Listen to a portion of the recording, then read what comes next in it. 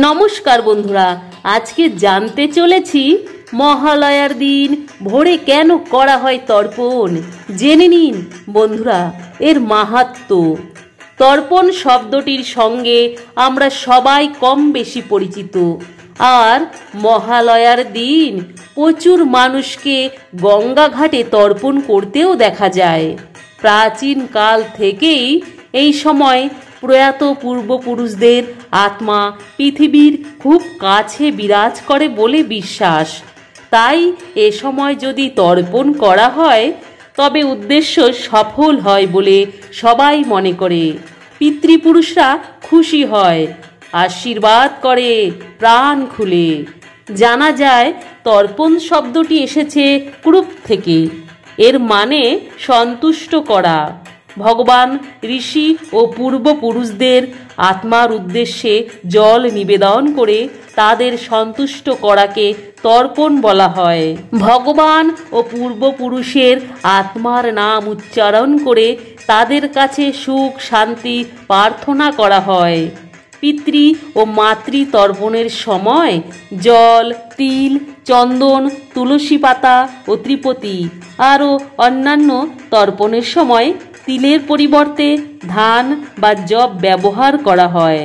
আর চন্দন, তিল ও যব না থাকলে কুরুক্ষেত্র মন্ত্র পাঠের জলে তুলসী পাতা দিয়ে তর্পণ করতে হয়। এর মধ্যে তিল তর্পণ মানে জল ও তিল একসঙ্গে নিয়ে পূর্বপুরুষদের আত্মার উদ্দেশ্যে নিবেদন করতে হবে।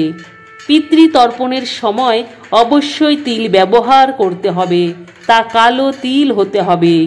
সনাতন ধর্মের ইতিহাস অনুযায়ী সূর্য কন্যা রাশিতে প্রবেশ করলে পিতৃপক্ষের সূচনা হয়। মানুষের বিশ্বাস এ সময় পূর্বপুরুষরা পিতৃলোক ছেড়ে তাদের উত্তর পুরুষদের বাড়িতে অবস্থান করেন। পরে সূর্য বৃশ্চিক রাশিতে প্রবেশ করলে তারা পুনরায় পিতৃলোকে ফিরে যান। পিতৃগণের অবস্থানের প্রথম পক্ষে তাদের উদ্দেশ্যে তর্পণ করতে হয়। মহালয়ার পক্ষের 15টি তিথি আছে। তাদের নাম হল প্রতিপদ, দ্বিতীয়া, তৃতীয়া, চতুর্থী, পঞ্চমী, ষষ্ঠী, সপ্তমী, অষ্টমী, নবমী, দশমী, একাদশী, দ্বাদশী, ত্রয়োদশী, চতুর্দশী ও অমাবস্যা। সনাতন মতে যে ব্যক্তি তর্পণে ইচ্ছুক হন তাকে তার পিতার মৃত্যুর তিথিতে তর্পণ করতে হয়। তবে অমাবস্যার দিন তিথি না থাকলেও সব পূর্বপুরুষের শ্রাদ্ধ করা হয়। যারা নির্দিষ্ট দিনে শ্রাদ্ধ করতে ভুলে যান তারা এই দিনে শ্রাদ্ধ করতে পারেন। এই দিনে গয়ায় শ্রাদ্ধ করলে তা বিশেষ ফলপ্রসূ হয়। উল্লেখ্য আছে গয়ায় সমগ্র পিতৃপক্ষ জুড়ে মেলা চলে। আর বাংলায় মহালয়ার দিন দুর্গাপুজোর সূচনা হয়। বিশ্বাস অনুযায়ী এই দিন দেবী দুর্গা মর্তলোকে আবির্ভূতা হন। মহালয়ার অতি প্রত্যুষে চণ্ডীপাঠ করার নীতি রয়েছে। আশ্বিন শুক্লা প্রতিপদ তিথিতে দরিদ্ররা মাতামহের তর্পণ করেন। মহাভারত অনুযায়ী কর্ণের মৃত্যু হলে তার আত্মা স্বর্গে গমন করেছিল। সেখানে তাকে সোনা ও রত্ন খাদ্য হিসেবে দেওয়া হয়। কর্ণ ইন্দ্রকে এর কারণ জিজ্ঞাসা করলে ইন্দ্র বললেন, তুমি সারা জীবন সোনা দান করেছ, পিতৃগণের উদ্দেশ্যে কোনো খাদ্য প্রদান করনি, তাই স্বর্গেও তোমাকে সোনা খেতে দেওয়া হয়েছে।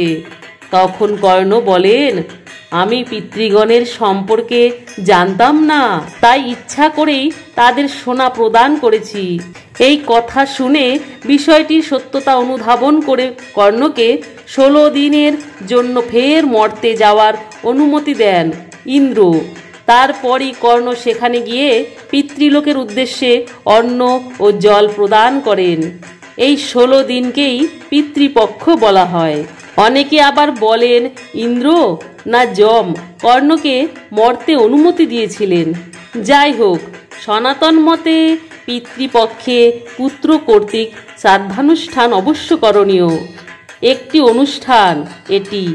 এই অনুষ্ঠানের ফলেই মৃতের আত্মা স্বর্গে প্রবেশাধিকার পান। এই প্রসঙ্গে গরুড় পুরাণে বলা হয়েছে, পুত্র বিনা মুক্তি নাই।